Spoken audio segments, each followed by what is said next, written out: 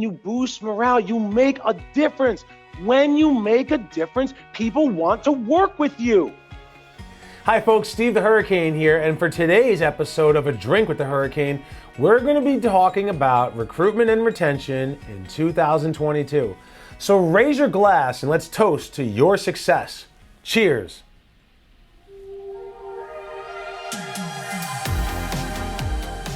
This is A Drink with the Hurricane, the talk show discussing all things growing your home care business. All right, folks, so, this is our third episode under the new business entity. We're no longer Home Care Marketing by Hurricane Marketing Enterprises. We are now Home Care Evolution. We help home care business owners adapt to changing circumstances, transform their business so that they can thrive in the brave new world. So with that said, the focus of today's episode is going to be on recruitment and retention, which is one of the 5 areas of expertise that we bring when we help home care businesses scale and grow.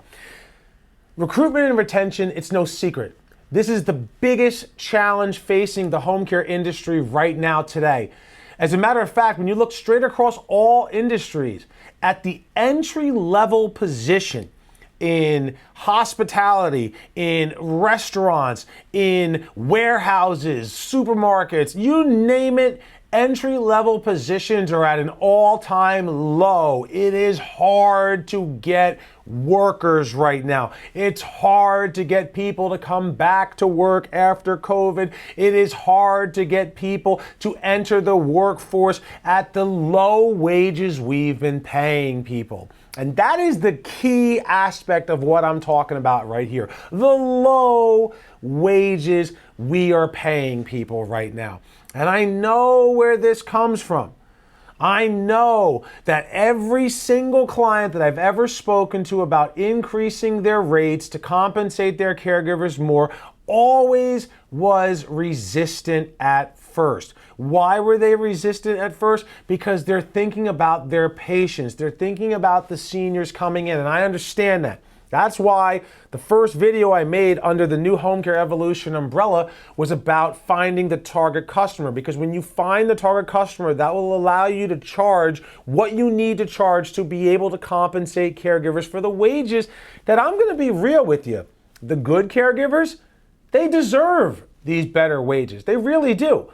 At the end of the day, when you look at what Amazon is doing, when you look at what Walmart is doing, when you look at what these other giant multi-billion, almost trillion-dollar a year businesses are doing, they're starting wages at $15 an hour. Heck, the Chick-fil-A around the corner from where my office is located, they're starting people at $18, $19 an hour.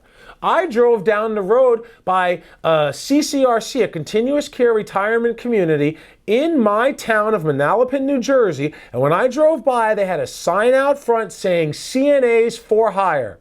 Starting wages, $19 to $20 an hour. $19 to $20 an hour. That is what, here I am in New Jersey, that is what nursing homes, assisted living communities, and everybody else who needs CNAs are looking for. So in order for us to be able to get caregivers, we have to compensate at the same point, which means we have to raise our rates. Now, I'll talk about raising rates. I'll talk about sales and marketing and having a strong closing process and having a strong inquiry management process, because that's all part of how you have the right rates so you can pay this. But with this rate, what are we doing with it? Are you attracting, I'm not just going to tell you to pay somebody that much money because that's what they're asking for. No. When you pay somebody this kind of money, this now helps you to attract the cream of the crop. This helps you to be able to attract the people who would be working at a hospital, would be working at an assisted living, would be working at a nursing home, and get them to work for your agency. But with that, you're going to be now re-empowered on interviewing. Because something that every single home care business owner has told me before they started compensating this way, before they started increasing their rates the way that I'm talking about and discussing here, they all talk about how when they interview caregivers they're in such a demand that they don't have any ability to really interview that caregiver. Meaning, it's like, will you work here? Will you show up on time? Will you, like, you're basically begging caregivers to work for you. And that's not how it should be. When you're compensating at this higher level, now all of a sudden you get to actually interview a caregiver. And then when they ask you a question, what are the hours? Well, if you get the job, you have the control again, right? Or if you make it through orientation and we decide to assign you to a client, you will get X, Y, and Z. The power of being the employer is now granted back to you because you're offering a wage that none of your competitors are offering, which means that all the caregivers are going to want to work for you, which means that now when all the caregivers are coming to you, you get to be selective in who you hire and who actually works for you, which means you're going to be able to hire the people who will show up on the case. You're going to be able to hire the people with experience, not brand new right out of school. You don't want people brand new out of school. You want people who have experience. They're the ones that deserve this compensation. And when you hire them, then you can give them those target customers that I've been talking about for weeks. The nerd customer who has the great need, elderly, resources, and they're disabled because the caregiver at the higher compensation rate has the experience and knows how to take care of that patient. Trust me, folks, I've been doing this for over a decade. I've helped my clients generate more than $1 billion in revenue during this last 10 years of my life. This works, and I know it can be done, and it'll help with your recruitment effort. Another tip I'm going to throw out there to you is creating a career path for those caregivers. So it's not just attracting them to come in, but what's going to make them want to work for you and stay working for you is if you have a career path of development where somebody comes in as a caregiver and then they can advance to maybe becoming a field supervisor, what I call a care coordinator who's managing caregivers, or maybe even before that, a mentor. You bring a new caregiver in and then this person is going to be part of the training process for 3 to 6 months to help that new caregiver get developed. Then after that, they become a care coordinator. Then after that, they can become a recruiter. After that, they can become a scheduler.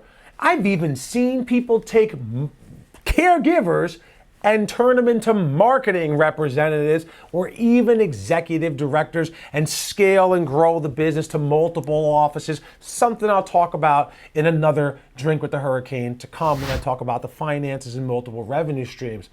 But by creating this career path, what you're doing is you're basically talking to a caregiver coming in as part of your orientation that if you work here, you don't have to be a caregiver for your entire time. You have to show up on time. You have to do good work. Put in your due diligence. And over years, you can evolve and develop and grow with us if you decide to do so. Prove your worth, then get advancement and move up in life. People want that.